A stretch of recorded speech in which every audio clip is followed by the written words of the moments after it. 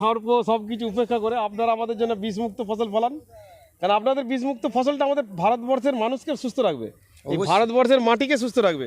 এই ভারতবর্ষকে বাঁচানোর জন্য আমাদের এই কোম্পানি জন্ম নিয়েছে। আমাদের কোম্পানি দুটো পয়সা কামাবার জন্য বা নিজের পেট চালাবার জন্য জন্ম নেয়নি। হ্যাঁ, এটা আপনি 1 বছর থেকে একটু বুঝে নিয়েছি। আপনি অনেকগুলো মিটিংয়ে গেছেন। হ্যাঁ, অনেক মিটিং, কলমপুর মিটিংয়ে গেছিলেন।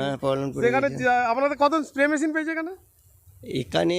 আমি একাই। আপনি পেয়েছিলেন স্প্রে মেশিন? আচ্ছা আচ্ছা, এই তো নতুন এখন, 1 বছর হয়নি কমপ্লিট পুরো। এবছর বড় হলে বোধহয় না, 1 বছর হচ্ছে। হ্যাঁ, ডিস্ট্রিবিউটর 1 বছর হয়নি, শুধু কৃষক হিসেবে 1 বছর। কৃষক হিসেবে 1 বছর। তো আপনার যে ধানের যে কালারটা দেখুন, অসাধারণ কালার না, দুর্দান্ত ধানের কালার। আমার তো খুব ভালো লাগছে ধানের কালার এবং বাঁক নোয়ানি। তো যাক, রোদ হয়ে গেছে ক্যামেরায় কথা, এখনো সতেজ। হ্যাঁ, গাছ অনেক সতেজ, গাছ সতেজ আছে বলেই তো। এবং ধানের যে পতাকা পাতা, আরেকটা ধরুন, তো একটা ধানের গছিকে ধরুন পতাকা পাতাটা দেখায়। হ্যাঁ, এখানটা থেকে ধরুন পতাকা পাতাগুলো আছে এখনো সজীব। পতাকা পাতা কেমন সজীব আছে দেখুন, সবুজ কালারটা কেমন এখনো পতাকা পাতা সলিড আছে। সলিড আছে না? এবং পতাকা পাতা যদি সলিড থাকে, এর জমিটা পতাকা পাতা কেমন সলিড আছে দেখান তো। কি এর পতাকা পাতা শুকিয়ে গেছে, তাহলে পতাকা পাতা মাদার পাতা বলে আর কিছু নাই। পতাকা পাতা বলে কিছু নেই, সব দেখুন শুকিয়ে খড় হয়ে গেছে, তাই না? এই যেমন পতাকা পাতাগুলো খড় হয়ে গেছে। পতাকা পাতা যদি খড় হয়ে যায়, লাস্ট ধানটা চাল কাঁদবে কি করে? খড় হয়ে গেছে। তো আপনার একটা ওরকম খড় হয়েছে না পতাকা পাতা? এই তো পতাকা পাতা পরিষ্কার সতেজ, পরিষ্কার সতেজ। এই তাহলে পতাকা পাতা লাস্ট দিন পর্যন্ত যদি সতেজ থাকে, আপনার এই চালের ধানের যে লাস্ট ধানটা পর্যন্ত চাল কাঁদবে, গ্রোথ কাঁদবে। এটা এইটুকু পার্থক্য বুঝতে অবশ্যই। যাক, ধন্যবাদ আপনাকে। আপনাদের কল্যাণ কামনা করি আমাদের কোম্পানির তরফ থেকে। আপনারা সুখে থাকুন, সুস্থ থাকুন, সমৃদ্ধি লাভ করুন। এবং কৃষকের সমৃদ্ধি মানে আমাদের দেশের সমৃদ্ধি। এই সংকল্প নিয়ে আমাদের বিষমুক্ত কৃষি, ঋণমুক্ত কৃষক, বিষমুক্ত ভোজন, কিষাণ আত্মহত্যামুক্ত ভারত।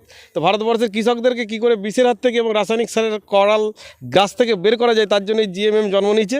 এবং আশা করি আগামী দিনে রাসায়নিক মুক্ত বা বিশেষ করে বিষ ইউরিয়া, টক্সিক ইউরিয়া মুক্ত দেশ গড়ার জন্য, কারণ ইউরিয়া খেলে গরু ছাগল বাঁচে না, সেই টন ইউরিয়া আমাদের দেশের মাটিকে, দেশের জলকে বিষিয়ে তুলছে এবং ভারতবর্ষের মানুষকে ক্যান্সার, সুগার, ডায়ালিসিস, বিভিন্ন রোগের আক্রান্তের কারণ হচ্ছে এই বিষাক্ত ইউরিয়া এবং হেভি মেটালযুক্ত আমাদের কীটনাশক।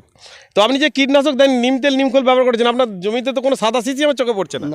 নিম তেল, নিমখোল উপকারিতা পেয়েছে? হ্যাঁ, অবশ্যই। নিমখোল যেগুলো দিয়েছেন অনেক কম রোগ তো। অবশ্যই, আমি তো সব জমিতেই দিয়েছি নিমখোল। তাতে অন্যান্য লোকের থেকে তো দেখছেন সাদাই সাদা সিস। অবশ্যই পার্থক্য পাওয়া যাচ্ছে। একদম মুক্ত হবে না রাতারাতি, কিন্তু কম হবে, অনেক কম, অনেক কম। পার্সেন্টেজে আসবে না, চোখেই পড়ছে না। আমি তো এত কাছে ক্যামেরাটাকে ধরছি, কোনো সাদা সিস চোখেই পড়ছে। এটা আপনার পার্সেন্টেজে ধরা চলে না, একটা দুটো একদম ওইখানে একটা চোখে পড়লো, নেই বললে যাবে না। 99% আপনার ফসল ভালো হয়েছে।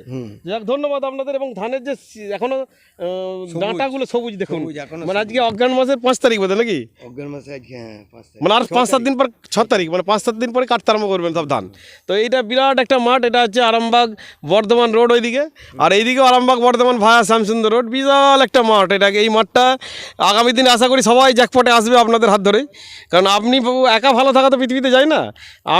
আমরা বলি লিভ অ্যান্ড লেট লিভ, মানে নিজে বাঁচো আর অপরকে বাঁচো, সাহায্য করো। কৃষককেও সেই কাজটা করতে হবে, নিজেকে বিষমুক্ত ফসল ফলাতে হবে এবং লোককে দেখাতে হবে, দেখো আমার হচ্ছে, তুমিও চেষ্টা করা হবে, তাই না? হ্যাঁ, অবশ্যই। এটা আপনাদের মতো বিশিষ্ট মানুষদের দায়িত্ব, কারণ আমি একা পৃথিবীতে ভালো থাকতে পারবো না। পারবো? সবাই ভালো থাকলে তবে ভালো। এমনি তো সবাই শুধাচ্ছে কি দিয়েছিস, হ্যাঁ, এইভাবে। এখন এটা তো চাষিরা শুধু এই জমিতে ভালো ধান হচ্ছে, চাষিরা এমনি শোধাচ্ছে কি দিচ্ছিস। একদম, গত বছর সবার ধান পড়ে গেছিল, আপনার জ্যাকপট দিয়ে ধান পড়েনি। সেটা দেখেই সবাই বিশ্বাসটা জন্মেছিল আরো বেশি। সেটা দেখে আমার তো পাশাপাশি গ্রামের চাষি, বলছি না, মিটিং আমি বললাম যে আমি বলবো, মিটিংয়ে বলবো যে কেন আমার ধানের এই অবস্থা। ঠিক। হ্যাঁ, সবাই অবাক যে কি দিয়েছিস, ধান পড়লো না, আমাদের সব পড়ে গেল, অথচ অত ভালো, অত হাইট গাছ, অথচ অত স্ট্রেংথ। গাছের স্ট্রেংথ এখন দেখুন না, গাছ ভাঙেনি কোনো, সব শুধু এই তো বিয়ের জন্য হেলে গেছে, ওয়েটের জন্য, কোমরগুলো গোল হয়ে আছে, ওয়েটের জন্য হেলে গেছে, মুচকে। এর দেখুন সব মুচকে গেছে, ধান দেখুন মুচকে গেছে, দেখেছেন? এর মুচকে গেছে, আর আমাদের ধানগুলো দেখুন গোল হয়ে নিচে দিয়ে নেমেছে, মানে রাউন্ড হয়ে নেমেছে। ওয়েটের জন্য গাছ এখন, ওয়েটের জন্য এর তো ভেঙে গেছে, তো অলরেডি জল সাপ্লাই বন্ধ হয়ে গেছে অলরেডি। দেখুন সব ধান বেঁকে কোমর ভেঙে গেছে, এই যে ধানগুলো কর্নার হয়ে ভেঙেছে, আর এখানে দেখুন একটা ধানও কর্নার হয়ে ভাঙছে, সব গোল হয়ে দাঁড়িয়ে আছে, মানে এটা জাস্ট হিলেছে, মানে আনত হয়েছে আর কি। ঠিক, এগুলোকে লাঠি দিয়ে হেলিয়ে দেওয়া হয়েছে, লাঠি দিয়ে হেলিয়ে দেওয়া হয়েছে ওই রাস্তায়। আর সব দিকেই যে আমরা বলি গোবিন্দভোগ যদি দক্ষিণ দিকে মাথা করে পড়ে, মানে তার মানে ধান ফলে পড়েছে, আর উত্তর দিকে মাথা করে পড়লে যে উত্তর দিকে মাথা দিয়ে পড়েছে, সবাই দেখুন, মানে এর মাথা উত্তরের হাওয়ার দিকে